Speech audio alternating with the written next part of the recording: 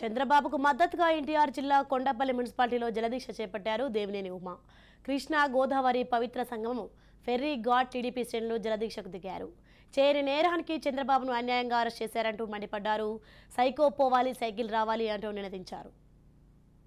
68,000 కోట్లు ఖర్చు పెట్టాం. ఈ రాష్ట్ర రైతాంగానికే పోలవరాన్ని చంద్రబాబు నాయుడు గారు 72% తీసుకెళ్లాడు. పట్టిసీమ కట్టాడు, అందరినివా నీళ్లు తీసుకెళ్లాడు, కుప్పం పోటరకి నీళ్లు తీసుకెళ్లాడు.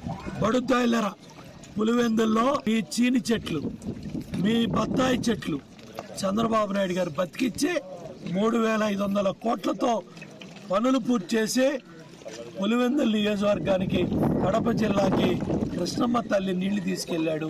గండికోటను పూర్తి చేశాడు, గోరకల్లును పూర్తి చేశాడు. అందరినివా, గాలేరి నగరి, తెలుగు గంగా, రామారావు గారు మహానుభావుడు పెట్టిన స్కీమ్స్ అన్నీ కూడా పూర్తి చేసి చివరి దశకి తీసుకెళ్లి 68,000 కోట్లు ఖర్చు పెడితే ఈ సోంబేర్లు ఖర్చు పెట్టిన 30,000 కోట్లలో 19,000 కోట్ల జీతభత్యాలకు అయిపోయింది, ఎస్టాబ్లిష్మెంట్ ఖర్చులకు అయిపోయినాయి. ఇవాళ చంద్రబాబు నాయుడు గారు 68,000 కోట్లు ఖర్చు పెట్టిన అపర భగీరథుడు చంద్రబాబు నాయుడు గారు గొప్పడా? చంద్రబాబు నాయుడు గారు పట్టిసీమ నీళ్లతో పులుగుతున్నావు జగన్ రెడ్డి. ఇవాళ ఈ పంపులు కట్టేస్తే మీ వీపులు బయలుపోతాయి. ఈ పట్టిసీమ నీళ్లు, పట్టిసీమ పంపులు బిగుతా అన్నావుగా, ఇప్పుడు మీకు మీ వీపులు పగలు కొడతారు.